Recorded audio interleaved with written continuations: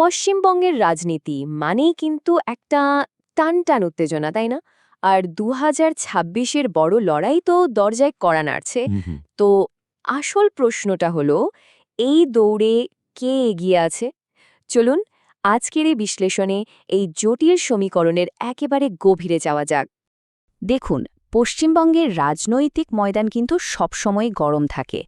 একদিকে শাসক দল চাইছে নিজেদের ক্ষমতা ধরে রাখতে, অন্যদিকে প্রধান বিরোধী শক্তি একদম উঠে পড়ে লেগেছে ক্ষমতা দখলের জন্য।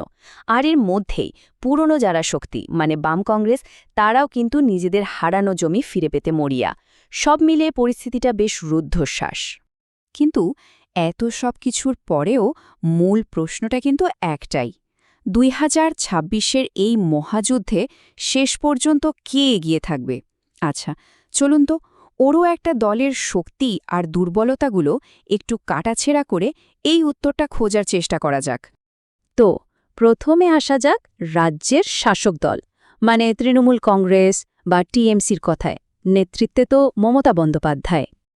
আচ্ছা, তৃণমূলের শক্তির জায়গাগুলো কি কি? দেখুন, প্রথমত গ্রামীণ ভোট ব্যাংক, ওটা এখনও তাদের সবচেয়ে বড় ভরসা।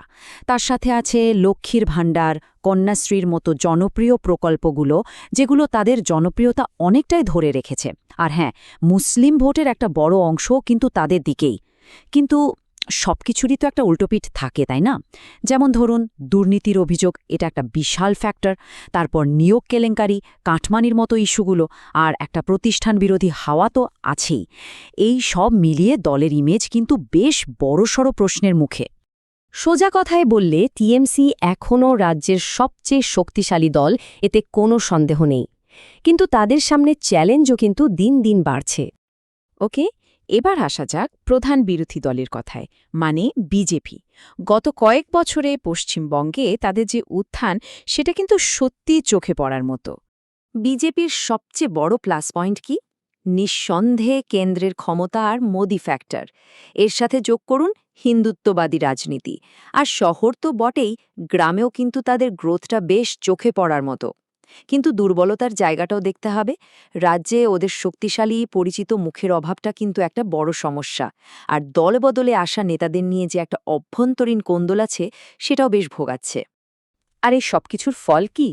ফল হল, পশ্চিমবঙ্গের রাজনৈতিক বাস্তবতায় বিজেপি এখন তৃণমূলের প্রধান প্রতিদ্বন্দ্বী। এটা মেনে নিতেই হবে। মানে লড়াইটা এখন মূলত দুটো জায়গাতে এসে দাঁড়িয়েছে। একদিকে তৃণমূল, যাদের তুরুপের টাস হলেন মমতা বন্দ্যোপাধ্যায়ের মতো একজন শক্তিশালী স্থানীয় মুখ, আর অন্যদিকে বিজেপি, যাদের মূল ভরসা হল কেন্দ্রীয় ক্ষমতা আর মোদি ফ্যাক্টর। একেবারে মুখোমুখি টক্কর। টিএমসি বিজেপির এই লড়াইয়ের বাইরেও কিন্তু পশ্চিমবঙ্গের রাজনীতিতে আরও দুটো পক্ষ আছে। চলুন এবার সেই পুরনো শক্তিদের দিকে একটু নজর ফেরানো যাক, বামফ্রন্ট আর কংগ্রেস। বলা যেতে পারে ওরা এখন নিজেদের অস্তিত্ব রক্ষার লড়াই লড়ছে।